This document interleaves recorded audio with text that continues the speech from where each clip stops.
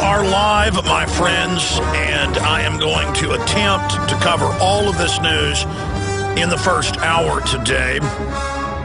It is all accelerating, intensifying. No, you're not imagining things. The world is getting crazier and crazier by the minute.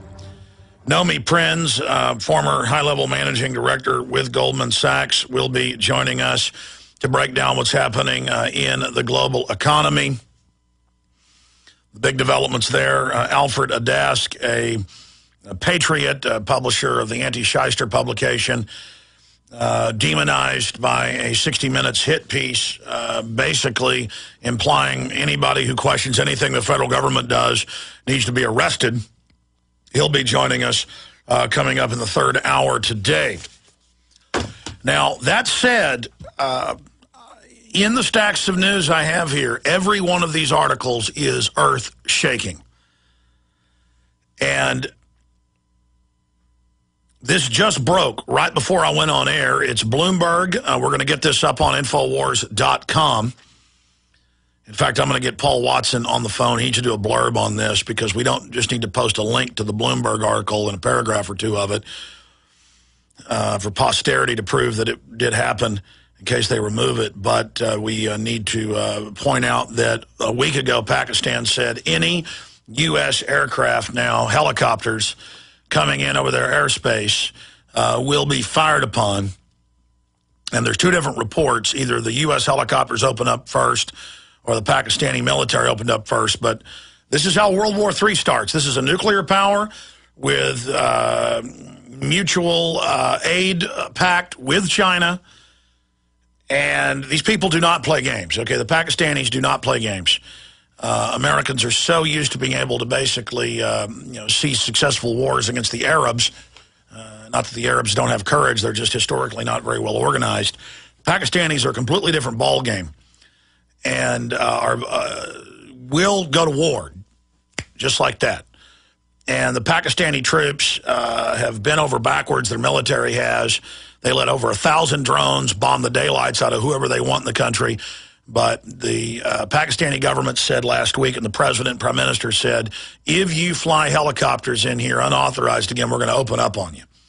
And here is Bloomberg.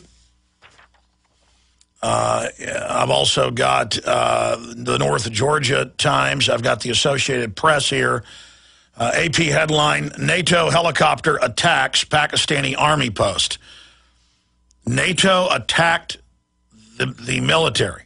According to AP, they're saying NATO attacked the Pakistani military emplacement base. Here's Bloomberg. Pakistani troops, NATO helicopters clash at border. And we just got General Hamid Gul on the horn, former head of Pakistani intelligence, three-star general, former tank commander himself when he was just a captain in that long war with the Indians over the disputed Kashmir region. This is some serious news. And I was all ready to go with the other news I've got. Just the news today of the police state. Police publicly pulling people over, stealing the cash out of their wallets, and saying they're doing it.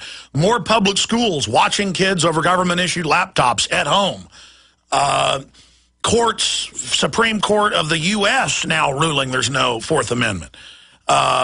Just police videos everywhere of them arresting people that videotape cops. The cops will come over cussing and just punch them in the face.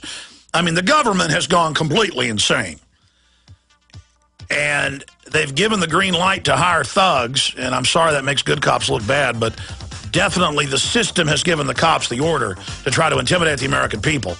And as Dr. Pachenik said, that's not going to work. It's actually going to... You can feel it in your gut, folks. Everything's coming to a head. It's just going to get more insane. I'm going to try to break it all down on the other side, but, man... NATO attacking Pakistan now? I mean, this war is about to start.